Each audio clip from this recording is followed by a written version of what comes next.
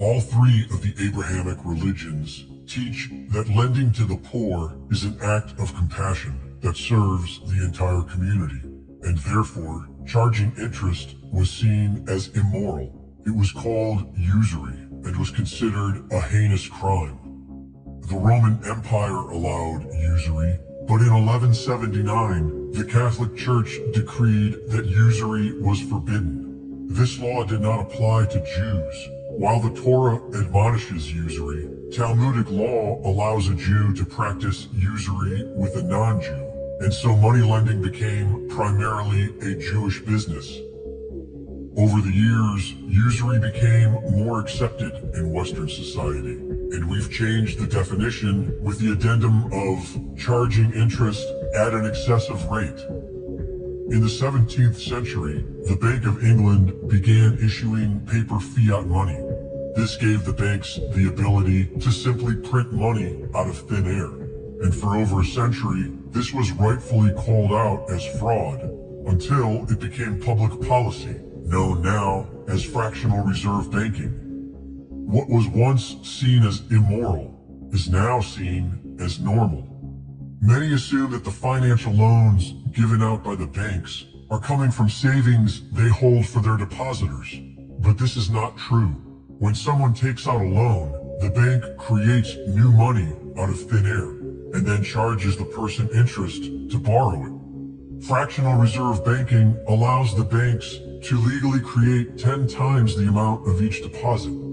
This inflating of the circulating currency devalues that currency and allows the banks an opportunity to profit dramatically. The Federal Reserve Act of 1913 began a system of debt designed to inflate beyond its means until it implodes, the exact opposite of sound money. The banking cartel funded both sides of World War I, which led to the Great Depression, which led to the Emergency Banking Act of 1933, which ended the gold standard and made every dollar spent an IOU to further increase the debt, which is ultimately owed by the American people. The banking cartel funded both sides of World War II, which led to the Bretton Woods monetary system, which made the USD the world reserve currency, and gave central banks the option to go straight to the gold window of the US Treasury to exchange US dollars for physical gold. But by endlessly creating more debt, it became clear that the US had printed far beyond their gold reserves.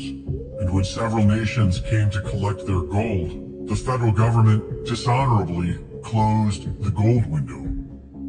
To maintain world reserve currency status, the US turned to its military, guns for hire to Saudi Arabia in return for the petrodollar, and war with any nation who threatens USD dominance. A Ponzi scheme is an investment fraud that pays existing investors with funds collected from new investors. And that's what the bankers created. They profit exponentially off the people's debt. It was designed to collapse, and that's what it's doing now. All the markets are crashing, and the derivatives market alone is in the quadrillions, which is much more than the total financial assets of the entire world. There is nothing left to prop up the dollar. This Ponzi scheme is at its end. What that means is that the money you have in the banks will disappear. Everything will go to zero, and then we reset. How we do that will ultimately be up to the people. The banking cartel knows that the only way they can survive this collapse is to somehow convert everyone to an authoritarian CBDC. But without the people's trust, the banks will have problems with this. Many people will lose everything and will want nothing but justice from the old banking system. But many others will comply. Hard times are coming fast, and if we were smart, we'd prepare, let the big banks die, and create a banking system that serves we the people. Signed in 1787, the U.S. Constitution states that no state shall make anything but gold and silver coin a tender in payment of debts. In In 1791, to help pay for the Revolution, Congress established the first national bank of the United States. Within a decade, it became evident that taxes were being sent to the Crown, and the bank was not renewed. A political battle ensued, which resulted in the formation of America's first two political parties, the Federalists and the Democratic Republicans. The framers of the U.S. Constitution left out any mention of political parties because they saw them as corrupt relics of the British Crown's divide and conquer system. The second central bank was chartered in 1816 and shut down in 1832 by Andrew Jackson, who wrote that the bank was unauthorized by the Constitution, subversive to the rights of states, and dangerous to the liberties of the people. For nearly a century, America thrived without a central bank, until 1914, when the privately owned Federal Reserve banking system was quietly given power over America's wealth. In 1933, the U.S. government declared bankruptcy, and the Fed shifted to a debt-based economy.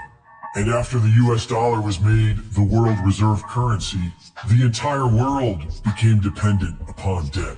A currency backed by nothing but debt and IOUs was doomed to eventually fail from the start, and that day appears to be coming soon.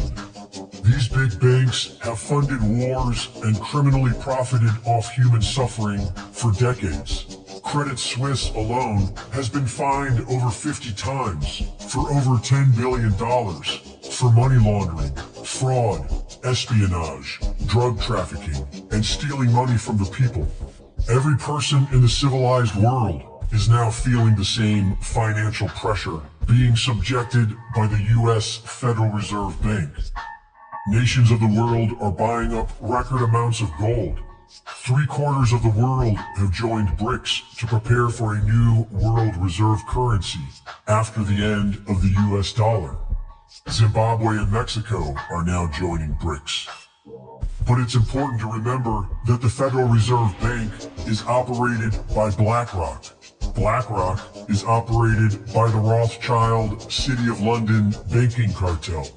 And so even if the Fed collapses, BRICS is most likely another proxy of this old banking cartel.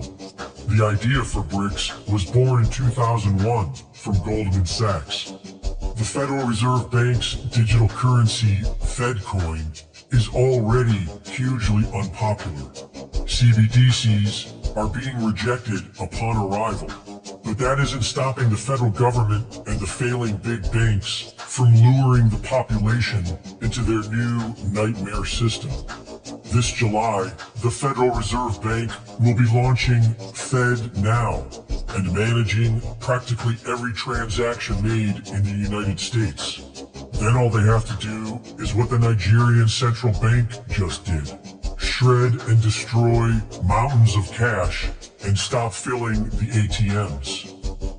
But we're not slaves yet, and if we want to have financial freedom, then it's time to fight back against the CBDC concept and return to lawful constitutional money.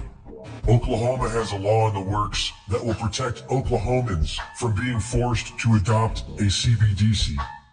And Florida is now working on a law that will expressly prohibit the use of a CBDC. Florida's Governor Ron DeSantis is calling on other state governors to do the same and fight back against CBDC nationwide. At least a dozen states have passed laws to begin accepting gold and silver as cash, on the path to returning to a lawful constitutional money system. Several states have begun printing their own goldbacks, a currency shaped like notes made of thin layers of pure gold with a polymer coating, making it easy to spend $1's worth of gold. And the free market has been busy figuring out blockchain banking since the Bitcoin white paper. We don't need a central bank or a government to manage our money, but we have to act now and prepare.